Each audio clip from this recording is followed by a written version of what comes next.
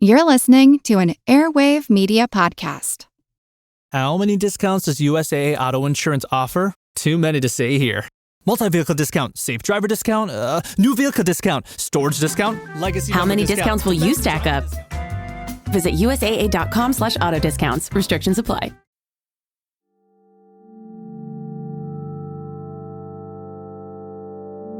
Ancient lizard people and their lost advanced civilization. That is what the Silurian hypothesis, a scientific thought experiment, is based on. The Silurian Age is a geological period of about 24 million years, falling between 443 and 419 million years ago. But that really has nothing to do with it. Rather, the Silurian hypothesis takes its name from a fictional species of reptilian humanoids whose civilization existed at the dawn of human evolution, who went into hibernation in order to survive the cataclysmic event of the moon's formation, when an object or objects crashed into the young Earth around the beginning of our solar system, flinging debris into orbit and thereby creating our earthly nightlight.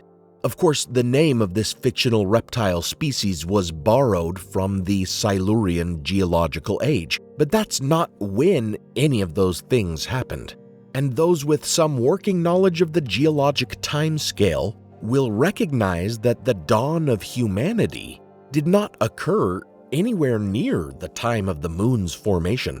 The moon is estimated to have taken form about 4.5 billion years ago, whereas humankind only developed within the last 100 million years or so, whether you're counting from the appearance of primates or the emergence of hominids. But it's close enough for the British sci-fi series Doctor Who, which is where this fictional story was told. No offense to Doctor Who fans, I love Doctor Who, and I'm very much enjoying Nchutikatwa's Doctor. But you may be wondering what kind of scientific thought experiment could be based on such a story. In 2018, two astrophysicists, Adam Frank and Gavin Schmidt, published a paper in the International Journal of Astrobiology, in which they asked the question how science might go about detecting such a civilization as was imagined in Doctor Who. An advanced civilization that existed in the distant past, all remnants of which would have been destroyed by cataclysm or simply by the natural changes of the Earth. They concluded that direct evidence for such a civilization, such as pieces of their technology, would likely never be found on the Earth's surface, as tectonic activity and erosion would wipe it out of existence.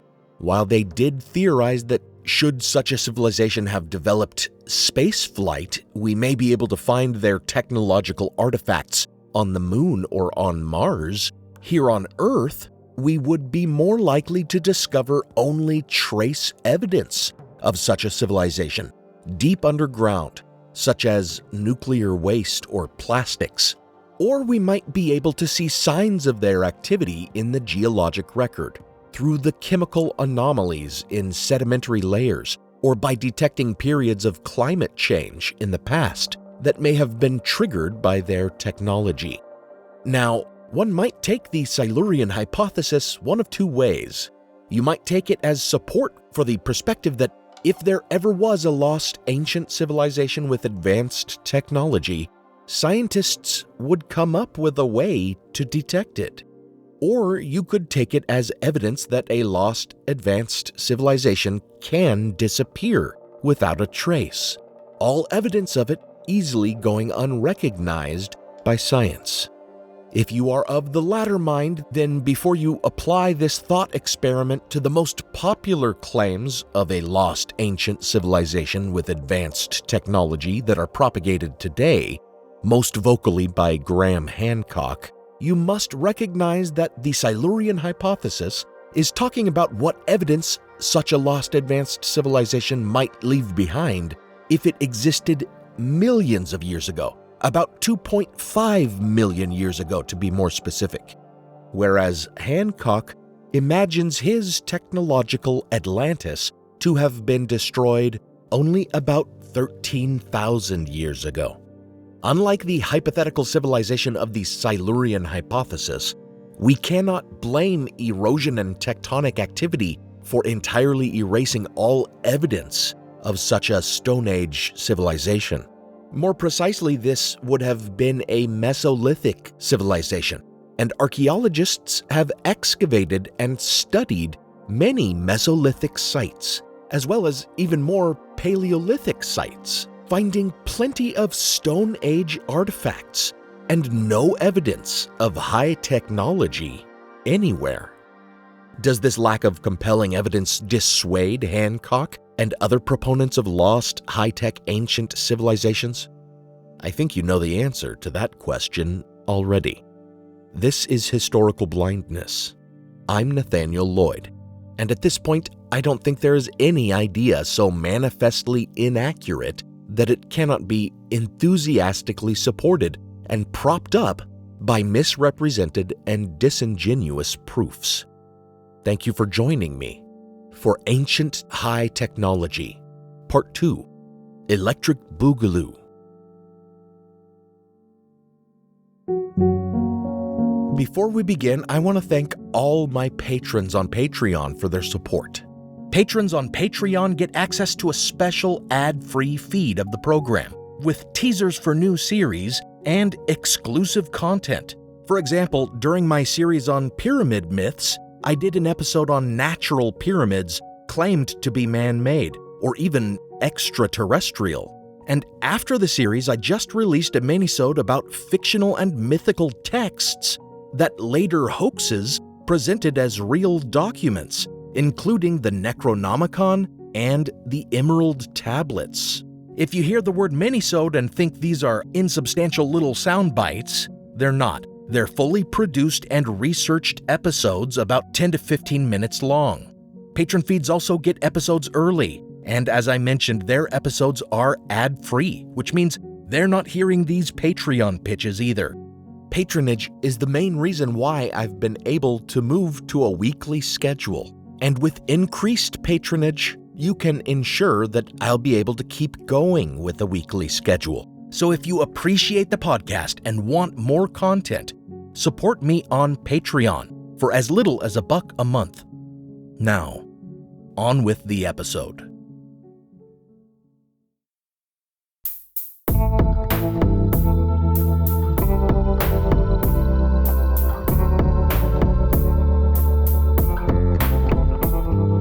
Welcome to Historical Blindness.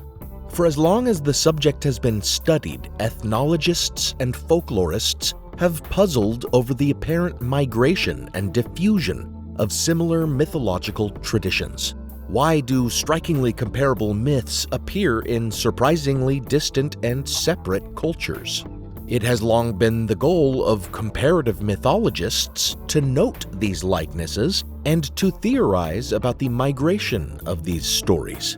In more recent years, the method of genealogists has been leveraged to assemble family trees identifying specific elements of myths, or mythemes. And this phylogenetic analysis of mythology has led to the conclusion that many myths and folktales date all the way back to the Paleolithic period and even reflect Stone Age cave art. Now, it seems to me that if there really were a technologically advanced civilization during that time period, especially one that interacted with less advanced peoples, the way Graham Hancock and other proponents of the theory claim, that some trace of them and their technology could be found in surviving mythology. Of course, this is the bread and butter of lost high-tech ancient civilization theorists, who lack actual concrete evidence and instead rely on myths about cataclysms as evidence of the loss of their supposed civilization, or about gods coming from the sky or from the sea to suggest these gods must have been the technologically advanced people. But let's examine that further. Certainly there are widespread myths about a flood cataclysm but this may be simply explained as a reflection of local flooding disasters, since there is not geological evidence of a global flood, as I spoke about in great detail in my episode The Deluge and the Ark Seekers. And in general, myths about disasters are common simply because when a natural disaster affected ancient peoples, whether it be a flood, an earthquake, the landfall of a hurricane, or the eruption of a volcano, they tended to remember it and think it happened because their deities were upset with them. So disregarding mythemes related to natural disaster, what I'm looking for are mythemes that actually indicate some sort of advanced technology, wielded by people or gods in the distant past. Of course, Hancock and others go to the Atlantis myth, but there is compelling reason to view that whole story as Plato's allegorical twist on flood narratives, as I've already discussed. And surprisingly, there is little to suggest the presence of really advanced technology in Plato's story. There is mention of seafaring, canals, and metallurgy, all technologies common in Plato's time, and there's no indication of this being an element of previous flood narratives. Some, including Hancock, may want to point out that the Bene Ha-Elohim, or sons of God of Genesis, are said to have imparted forbidden knowledge to mankind before the flood of Noah. But this was a much later apocryphal addition to the narrative, when these figures were called Watchers, and the forbidden knowledge they are said to have given to mankind had to do with crafting weapons and jewelry and making colored dyes for makeup, things that again were commonly known at the time of the tradition's appearance, and also certainly aren't what we would consider advanced technology. Really, the only mythological tradition I can find that definitely seems to depict an ancient technology is that having to do with the creation of artificial life. Hephaestus, the Greek god of craftsmen and metallurgy, is said to have built basically a giant robot, Talos. This giant bronze android, tasked with protecting the island of Crete, was even described as having specific workings with a kind of fuel or oil line, a tube that carried ichor, the blood of the gods, from his head to his ankle. But while this is certainly interesting, the story cannot be traced any further back than about 400 BCE, and a story of one giant robot, even if it were traceable back to the Stone Age, would not really stand as evidence of a technological society.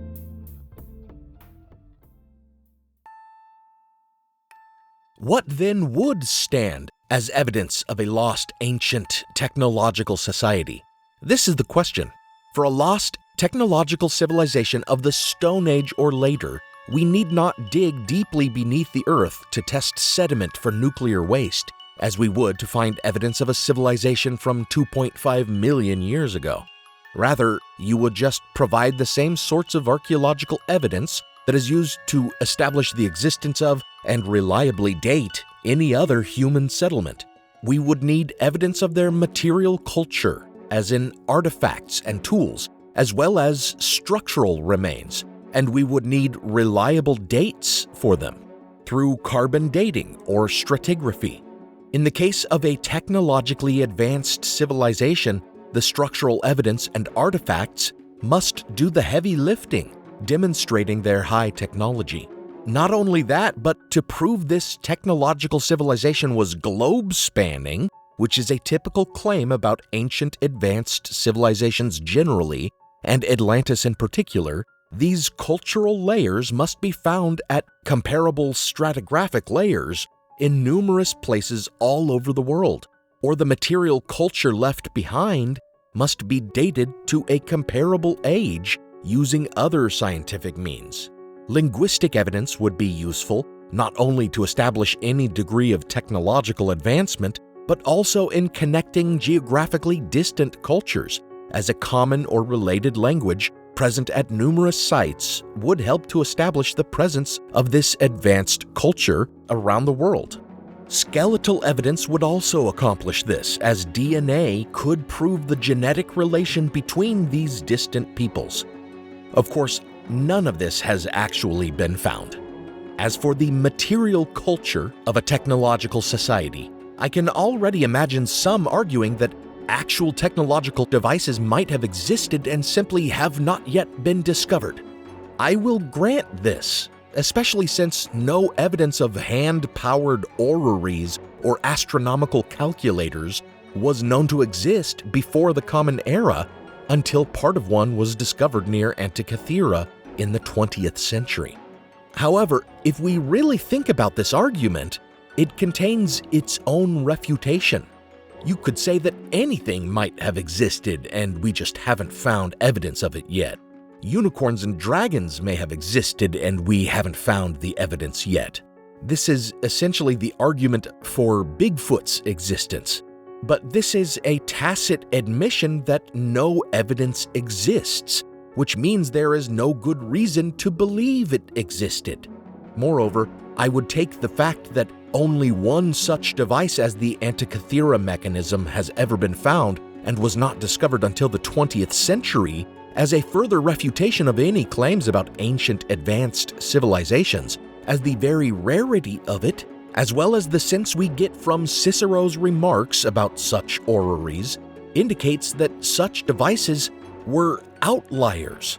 If devices like that had been common in the distant past, as would be the case in a truly advanced technological civilization, I imagine we would find them at Stone Age habitation sites, not just in Roman shipwrecks.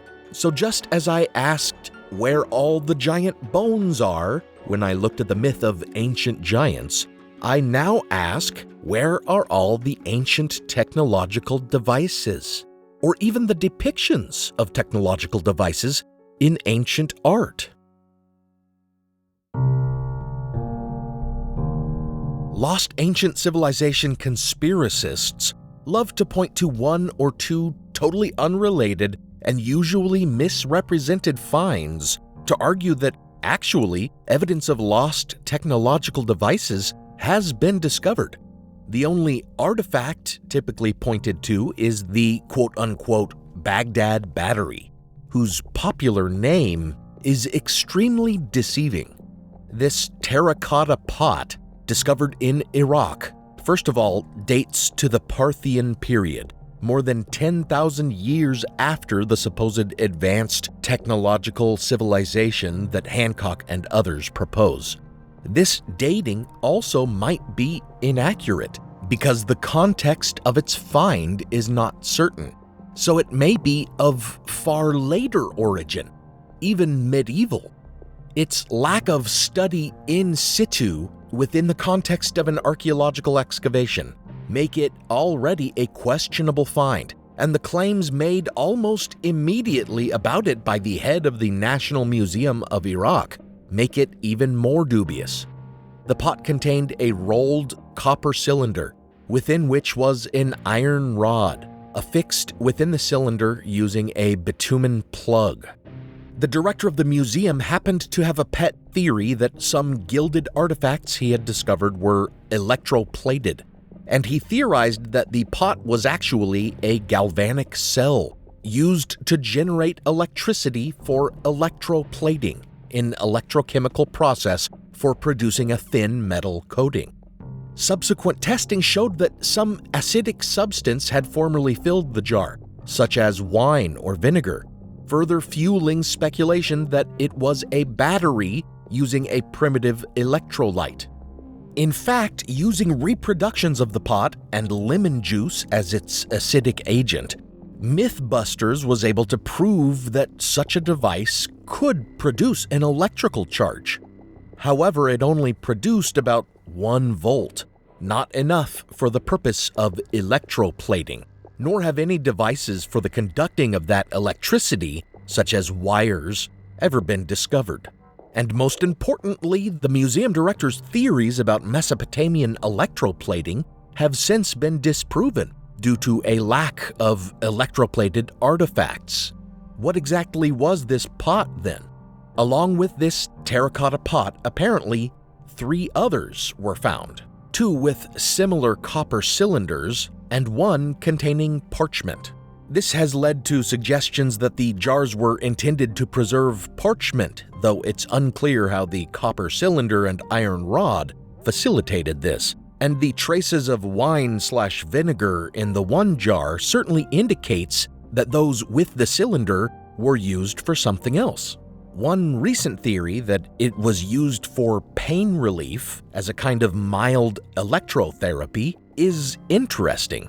But again, it would seem to require some actual conductor, and since the bitumen plug appears to have covered the iron rod in the cylinder, it's not even clear that there was a connector or head of any sort. The simple fact is that we don't know for certain what it was used for, and we may never know, since it was looted and disappeared during the US invasion of Iraq in 2003. If I were asked to speculate, I would say traces of wine or vinegar might indicate that the pots were used to store or even ferment wine, and the well-known use of copper to reduce the unpleasant smells produced by fermentation and to mediate oxidation, thereby decreasing the intensity of the wine's aroma, along with the fact that clay pots have been used to ferment and age wine since the Neolithic age, causes me to suspect these were just wine crocks. I've not been able to find this idea actually discussed anywhere, so I'm not sure if I've originated it or if it's fundamentally flawed in some way, so take it for what it's worth. What I do know is that there is no evidence whatsoever that it was a battery used to power electrical devices.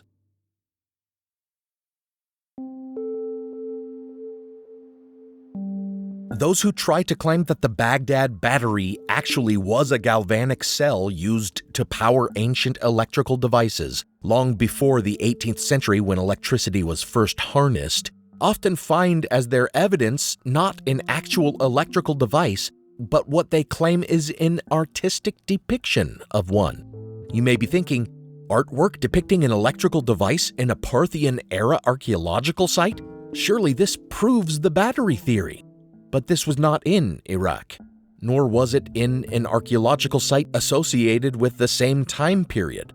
Rather, it was found in a temple that is at least a couple hundred years older than the Baghdad pot, maybe several hundred years older if the pot is from a later period, as some suspect, and it's located more than 1,700 kilometers away, in Dendera, Egypt.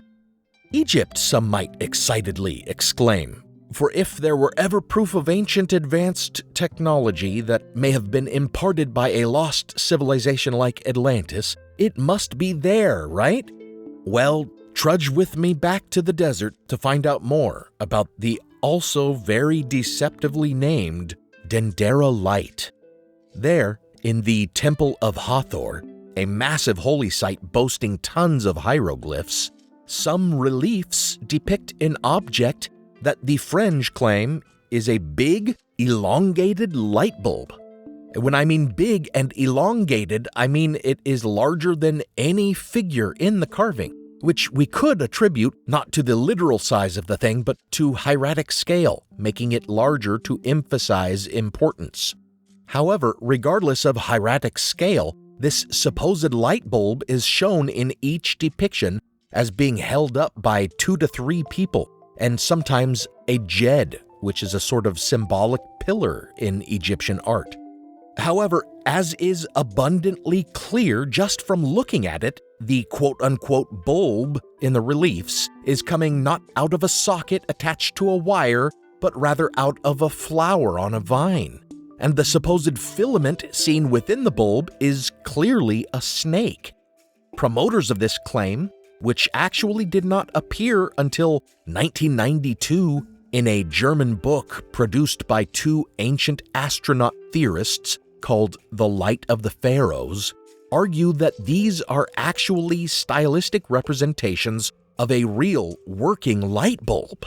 But the hieroglyphs around these glyphs explain exactly what they are depicting: the Egyptian creation myth, a snake born from a lotus flower. The quote-unquote bulb is here representative of a womb, but in the many other depictions of this creation myth to be found in other Egyptian art, no womb is seen, just a snake emerging from a lotus vine, looking nothing like a light bulb. With the literal inscription itself that you're pointing to as evidence telling you you're wrong, you'd need to have some compelling evidence beyond "it sure looks like a snaky light bulb." So what further evidence do pseudo-historians rely on to prove that Egyptians had electrical lighting, since no actual electrical devices are to be found, and no electrical infrastructure actually exists, like those pesky wires and sockets they'd need? Well, one 19th century archaeoastronomist, Norman Lockyer, who helped to popularize ideas about astronomical alignments of ancient monuments, mentions in his book The Dawn of Astronomy that, quote, "in all freshly opened tombs there are no traces whatever of any kind of combustion," end quote. Further remarking that in discussing this, his friend, quote, "laughingly suggested the possibility that the electric light was known to ancient Egyptians," end quote. This remark, clearly made in jest, and its indication that there was a distinct lack of lamp black or soot in these sites, has actually been touted as evidence for Egyptian knowledge of electricity. Actually, just before that, Lockyer offers a simple explanation that, quote, "doubtless all inscriptions in the deepest tombs were made by means of reflected sunlight," end quote. And this theory of, quote, "a system of fixed mirrors," end quote, is still subscribed to by some Egyptologists. However, there is a simpler explanation, supported by archaeology and Egyptian texts themselves, that Egyptians added natron pellets or salt to the castor oil in their lamps, which created a smokeless fuel. No light bulbs or electricity needed. Now for a brief intermission.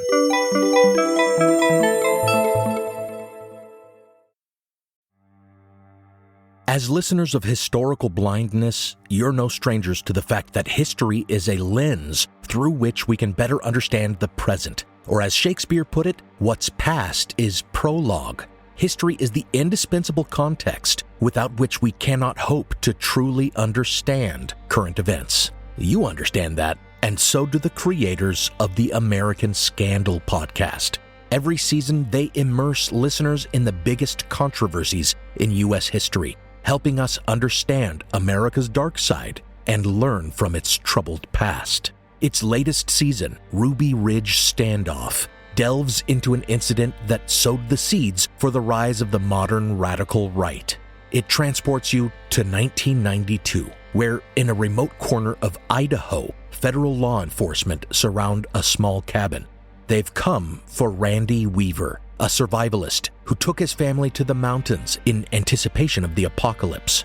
A simple weapons charge brought the agents here, but the situation is about to explode into a deadly and tragic standoff that will later become a rallying cry for far-right extremists, fueling distrust and violent anti-government sentiment for decades. Follow American Scandal on the Wondery app or wherever you get your podcasts. You can binge all episodes of American Scandal's Ruby Ridge Standoff early and ad-free right now on Wondery Plus. Every summer, I'm careful to avoid getting burned. My summer plans always include applying sunscreen so I can attend barbecues and protests without worrying about getting scorched. And when I make my plans by making phone calls, I also don't want to get burned by an outrageous wireless bill. That's why I switched to a Mint mobile plan and saved enough to take a summer vacation. With Mint, I found no difference in speed or coverage, just a big difference in cost. And right now you can switch to a Mint wireless plan like me to avoid sweating those surprise charges and overages. You'll just be chillin' with Mint's offer of 3 months premium service on the nation's largest 5G network for just $15 a month. With high-speed data and unlimited talk and text, it might just be the coolest thing happening this summer. This year, skip breaking a sweat and breaking the bank. Get this new customer offer and your 3-month unlimited wireless plan for just $15 a month at mintmobile.com/blindness. That's mintmobile.com/blindness. Upfront payment of $45 required, equivalent to $15 a month. Limited time new customer offer for first 3 months only. Speeds may slow above 35 gigabytes on unlimited plan. Taxes and fees extra. See Mint Mobile for details. Hey, it's Paris. You know I love sparkly things, right? Like stars. Duh. And thanks to Hilton and AutoCamp, I just slept under them.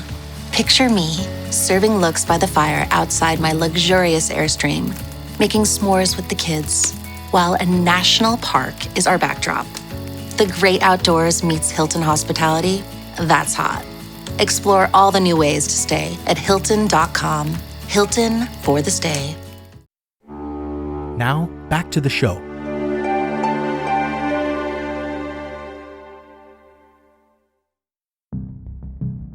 When it comes to claims about advanced Egyptian technology, specifically having to do with energy like electricity, you cannot get much more extreme than the claims of Christopher Dunn, who just happened to be platformed by Joe Rogan a couple months ago.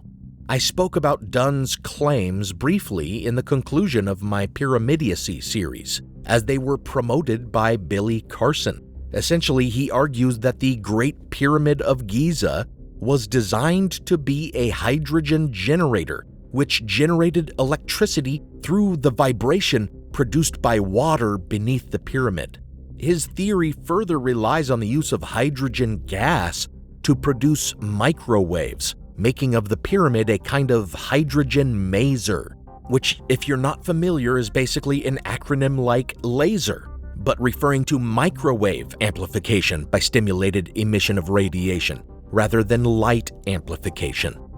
Dunn puts it succinctly himself in the summary of his 1998 book, The Giza Power Plant. Facilitated by the element that fuels our sun, hydrogen, and uniting the energy of the universe with that of the earth, the ancient Egyptians converted vibrational energy into microwave energy. End quote.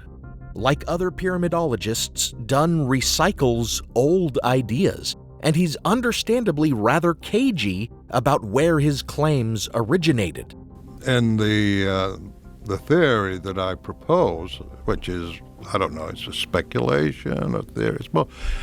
The whole process is kind of like a heuristic process where you're grabbing information, you're moving it. Doesn't matter what source you're getting it from, because when you are looking for answers, you look everywhere. First and foremost, his theory relies on outdated ideas about a water course running beneath the pyramid, and a long-debunked pseudo-archaeological claim that the pyramids were designed to pump water up from below. This theory was first floated, so to speak, by Edward Kunkel in 1962's Pharaoh's Pump, which claimed that fires were built in the king's chamber which would draw water upward. Not only is there no evidence of the scorching that such fires would have created, and not only would such fires not provide the suction necessary to pump water so high, but also, despite what pyramidologists like to claim about how tightly the stones in the pyramid fit together, the shafts and chambers of the Great Pyramid are not watertight. Dunn's further claim about the use of hydrogen is predicated, like most pyramidology, on his creative interpretation of measurements. One shaft within the Great Pyramid is 8.4 inches wide, and he points out that the wavelength of hydrogen is 8.309 inches, and therefore must be a waveguide. Yeah, the wavelength of hydrogen is 8.309 inches, and the width of the northern shaft is 8.4 inches. And a waveguide generally has the wavelength and then about half of the wavelength in height. So it's a rectangular shaft. Well, for a waveguide to work, it must be lined with metal, which Dunn says it must have been, with no evidence that it was. And more than this, just as the pyramid stonework is not watertight, it is not airtight and would not hold the hydrogen gas that he says, again without evidence, the Egyptians pumped into it. Never mind that we have no reason to think Egyptians could manufacture or even contain hydrogen gas. In other words, for his whole theory to hold water, so to speak, the entire interior of the pyramid would have had to be lined with airtight metal. Dunn's claims culminate with the further claim that the pyramid's production of microwave energy was for the purpose of its wireless transmission to power electrical devices, something like Nikola Tesla's Wardenclyffe experiment in the beginning of the 20th century. And predictably, he cites the Dendera Light as an example of something that might be powered by this wireless energy, even though, as we've seen, there weren't any such lights. So what we're left with is a claim that the pyramid could have worked as a power plant if they had the water needed, the pumps necessary, the hydrogen gas required, the impermeable lining throughout the pyramid to make it possible, and also technological devices to which it might transmit that energy. And that is a lot of missing pieces, not to mention the fact that shafts he says were used in this power plant were actually closed off, and the further fact that this idea of his doesn't work for any other pyramids, which would mean they decided to make a power plant in the shape of a tomb, just next to other tombs.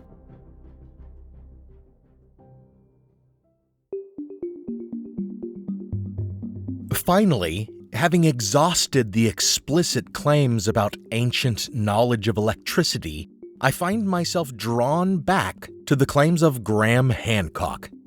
Inevitably, I will probably have to take on his and others' claims about Atlantis and a lost, ancient, and technologically advanced civilization in more detail in some future series.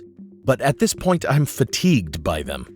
All I will say overall is that regardless of the many claims he makes throughout his books and Netflix docuseries, he simply never provides the evidence necessary to prove his claims. That being the material culture and skeletal evidence with reliable dating to prove the existence of a world-spanning advanced civilization at the end of the last ice age.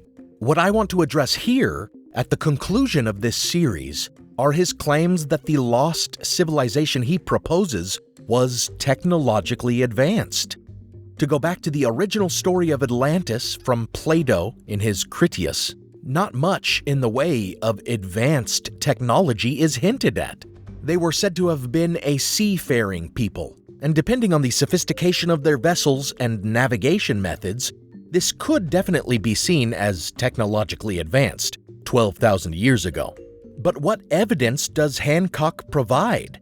He points to 16th century maps, including the Piri-Reis map. Hancock claims that the Piri-Reis map was based on source maps that are now lost, and without any evidence or real reason, he claims those source maps go all the way back to his Stone Age Atlantean mega-civilization. With this claim, he argues that knowledge of previously undiscovered parts of the world were actually passed down from those Atlantean seafarers. I've talked about the Piri-Reis map before in connection to pre-Columbian transoceanic contact theories. There are simple explanations for its depiction of both the Caribbean and South America, which Graham Hancock mistakes for Antarctica. The most relevant of these is that the map maker was working with a source map from Columbus's voyages.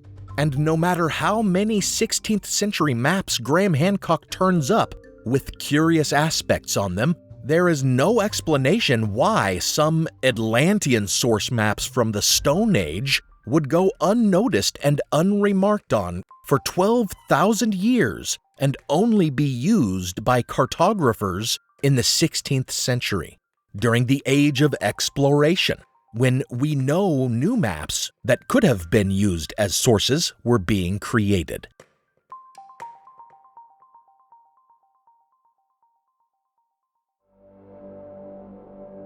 Perhaps the best argument that Hancock comes up with relates to Göbekli Tepe, a Neolithic archaeological site in Turkey. Dating to 11,600 years old, this was shown to be the oldest megalithic site in the world when it was first studied in depth in the 1990s, though Karahan Tepe, another site in Turkey, has been shown to predate it. What makes these sites so astonishing is that during this time period, before the development of agriculture in most parts of the world, humans were hunter-gatherers, and thus typically migratory and unlikely to stay in one place, building permanent structures like this. Honestly, it is not surprising that Hancock would seize on Göbekli Tepe, which looks at first blush like just the sort of evidence his theory might need, in that it's almost 12,000 years old and definitely constitutes material culture. However, it does nothing to prove his globe-spanning Stone Age civilization hypothesis. And since by his theory, Atlantis was destroyed about 1,000 years earlier in a cataclysmic comet strike during the Younger Dryas period, he finds another way to spin the find. He suggests that Göbekli Tepe is evidence that an advanced civilization taught agriculture to the hunter-gatherers of the Stone Age, and it therefore stands as evidence of Atlantis' civilizing influence on less advanced cultures. Well, this is the reason that Graham Hancock is accused of spreading racist ideas. I spoke about this in my episode on the myth of the lost mound builder race, as claims that indigenous people could not possibly have built certain monuments or structures or developed agriculture without the civilizing influence of a superior race is just fundamentally, historically racist. As hard as Hancock tries to rephrase his claims to avoid this, it still stands at the heart of his theories. And regardless, there is no evidence that the builders of Göbekli Tepe had developed agriculture. Rather, archaeologists believe it was built by nomadic hunter-gatherers as a sanctuary rather than as a permanent dwelling place. And though Hancock and others rail against quote-unquote orthodox archaeologists refusing to change their views of prehistory and even resorting to cover-ups to hide finds that challenge their established ideas, the very fact that Göbekli Tepe challenged views of hunter-gatherers, resulting in a new understanding of their culture in the Near East, proves that archaeology adapts to new information when evidence merits a change in our understanding. But Graham Hancock complains that scholars won't accept his claims, for which he offers no evidence. There is nothing connecting Göbekli Tepe or the people who built it to geographically distant sites, which we would expect to find if Atlanteans civilized the rest of the world as well. And more importantly, agriculture, the technology he believes they spread, clearly developed independently, as ancient agricultural civilizations had no common crop. If Atlanteans had really gone around teaching hunter-gatherers all over the world how to grow crops, it is odd that they wouldn't have carried the same crops to every part of the world.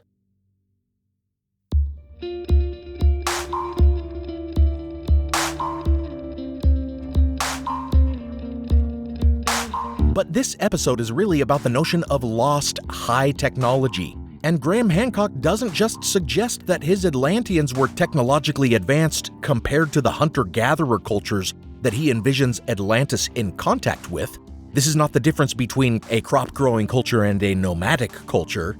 In his own words, he imagines that a, quote, realistic parallel for the level of science attained by this proposed civilization would be with Europe and the newly formed United States in the late 18th and early 19th centuries, end quote. So what does that mean?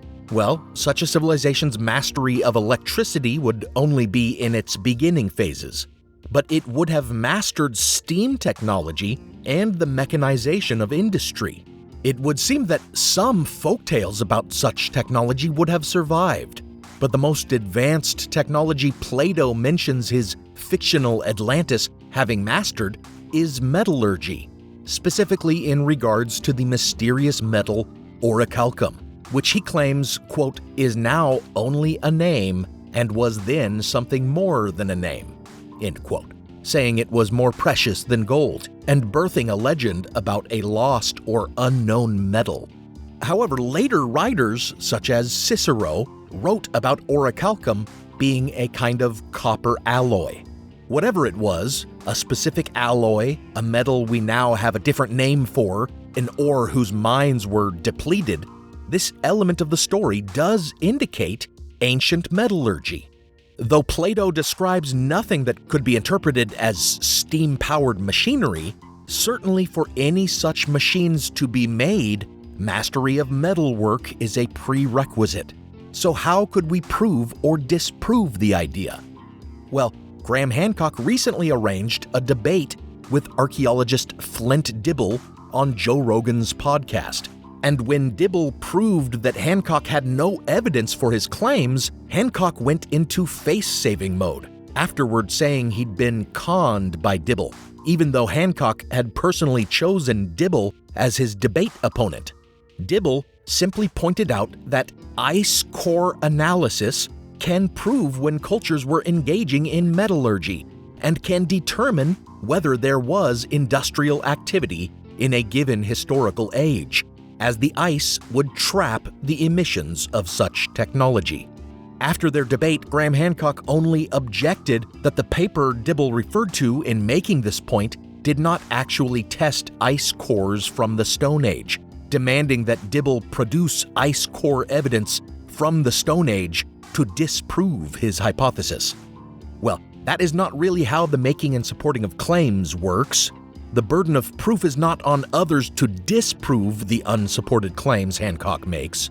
He needs to produce ice core evidence that proves his thesis.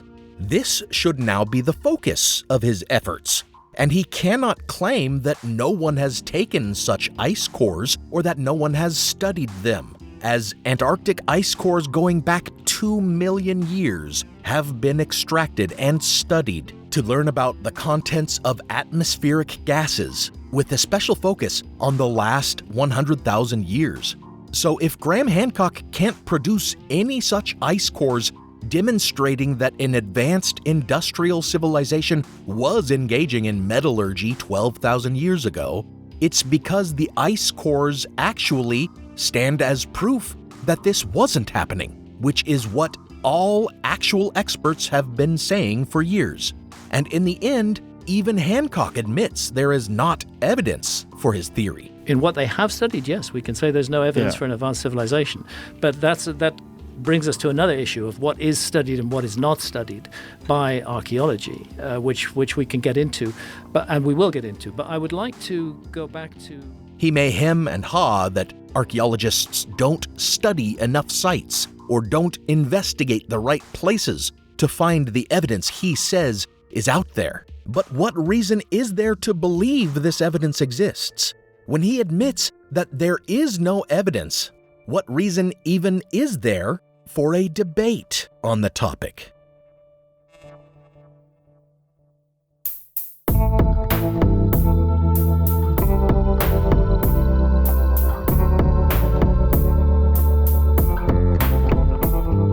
Thanks for listening to Historical Blindness.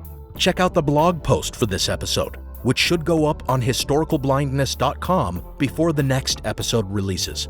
You can find a transcript there with related imagery and citations for further reading. As always, thanks go out to my partner patrons, Diane Lane, Robert Fisher, Joe Escott, Sean Munger, Devlin Hoff, Michael Markham, Mitchell Shuttler, Prickly Pear, Fred Groteis, Robin Naggett, Rebecca, Don Mundus, Eunice Allen Bradley, Juliet O'Connor, Jonathan Williams, Joshua Luddington, Logan Houlihan, Lily Powers, Christine LeBlanc, Lonnie Coffer, Emma, Kevin Osborne, Benny Slater, That One Girl, Jocelyn Clausen, Lindsay McAllister, an anonymous patron, Louise Rickshaw, and Brian.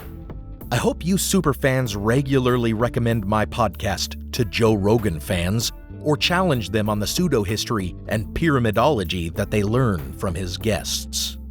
This podcast is part of the Airwave Media Podcast Network.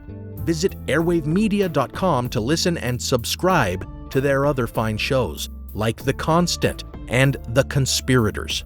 Some music on this episode was licensed through a Blue Dot Sessions blanket license at the time of the episode's publication. Additional music is by Kai Engel, licensed under a Creative Commons Attribution license.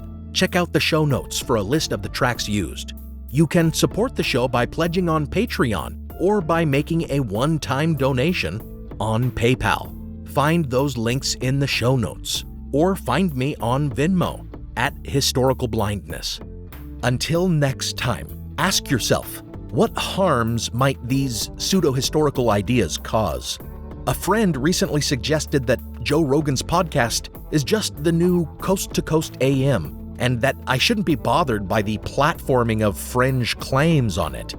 I, in turn, would argue that shows like Coast to Coast paved the way for the modern media dissemination of pseudo-history and pseudoscience that pervades our culture today and erodes trust in not only academia, but also important cultural institutions, and even the concept of empirical knowledge and verifiable truth. It is harmful indeed. As a business owner, you're not chasing the norm, you're building momentum. But your bank wasn't made for modern money management. You need a Relay, an online money management platform that moves as fast as you do. With Relay, you can open up to 20 accounts so you can separate your cash for things like income, payroll, or operating expenses. All you need is a few minutes to sign up at relayfi.com/Spotify. That's relayfi.com/SPOTIFY. Relay is a financial technology company and is not a bank. Bank services provided by Thread Bank, member FDIC.